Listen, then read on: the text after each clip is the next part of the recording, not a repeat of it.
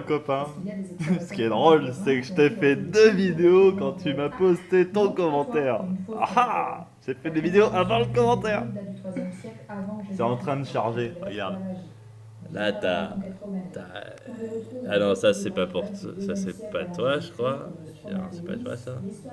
Ah ouais, ça c'est toi. 13% pour le moment. Il y a marqué 51 minutes et ça dure 5 minutes.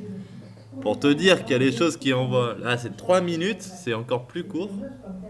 Allez comprendre YouTube. Alors, dans le temps, j'ai fait la 0002 après la 0001. Je l'ai vu hier, ça. C'est pas toi qui me l'avais dit? Qui me l'avais déjà dit hier? Oh putain, une carte, une vieille carte. Alors, avant d'écouter ce qu'elle dit, la nana, ce qui est important quand on voit ce genre de vieille carte. Bon, mais ça vient de. Oh, mais ça vient de Wikipédia, j'ai retrouvé la même. Tu aurais pu me trouver un truc d'époque, hein. C'est pas très professionnel, ça. Là, le peuple proto-basque, celte, ligure, c'est ce que j'ai trouvé tout seul comme un grand. Ah, d'autres, hein. Genre les pros. Si, tu vas te rendre compte elle se base sur le même document Wikipédia que j'ai trouvé dès que je me suis intéressé au Celtes il y a 2 semaines. Et elle se dit prof? Genre moi je prends les mêmes sources qu'un prof? Non, mais je croyais que j'étais un connard fini, ridicule, inculte. Attends, mais la Gaule Belgique, la Gaule armorique, celtique, lyonnais. Bon, c'est vrai que j'ai oublié les noms, mais ça, j'ai déjà lu ça. Gaule transalpine. Regarde dans les yeux, je te dis même, il y a le peuple ligure, il y a le peuple proto-basque, il y a le peuple celte. Alors, là, c'est le peuple ligure, peuple proto-basque et peuple celte. Putain! 20 sur 20 presque. Non, 7 sur 20 parce que les premiers, je les avais oubliés.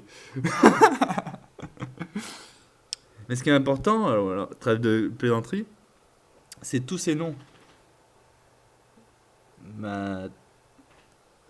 Menapiens, Atrebat, Nervis, Eburon, Lubins, Aductici, Togres, Batav, Veromandi, Ambiens, Soissons.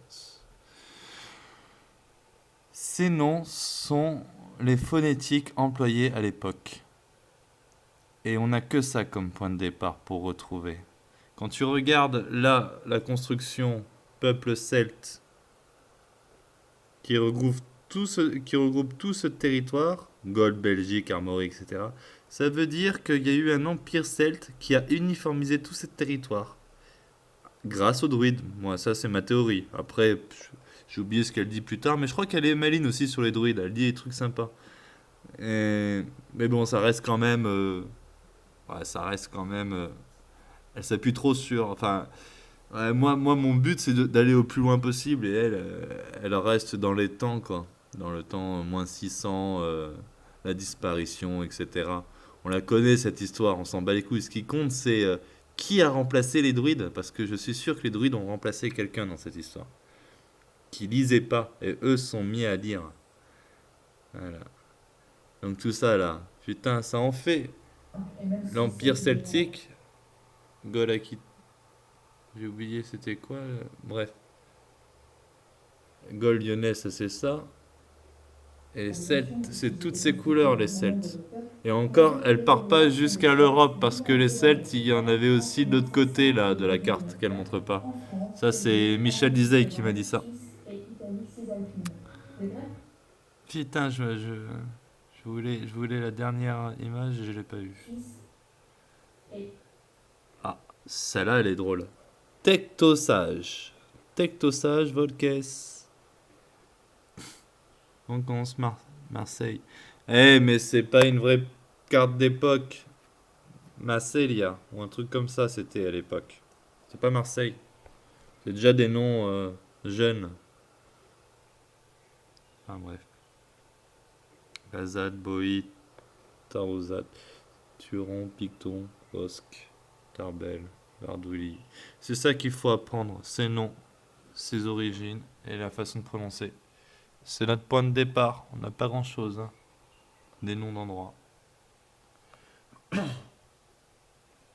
Eh ben, dans ma tête, chacun de ces noms représente une tribu qui ont été unifiées par un esprit empirique qui a créé des frontières afin que ces frontières se confrontent et qu'un empire prenne le dessus sur les autres aléatoirement afin de mettre en place un pouvoir hégémonique global. Et le plan perdure jusqu'à aujourd'hui.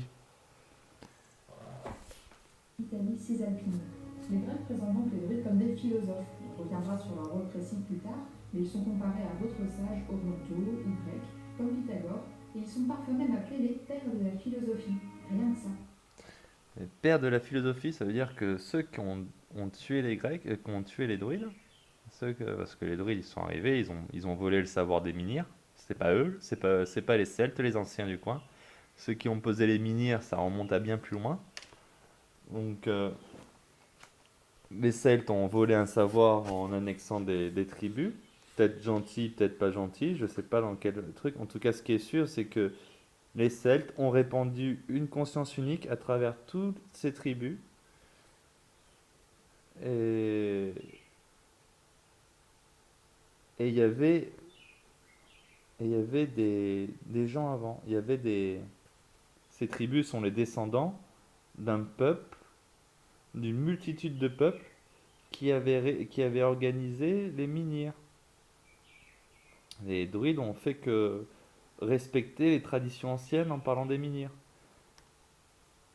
mais qui peu à peu ont été bafoués avec l'introduction des écritures dans la culture. Donc,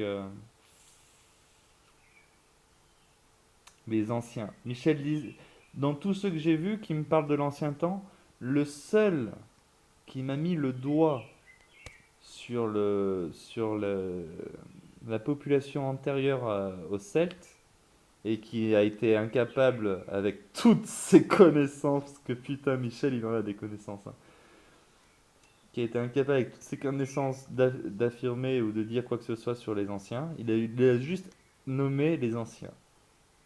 Mais ouais, les menhirs sont antérieurs à la population, à la culture celtique.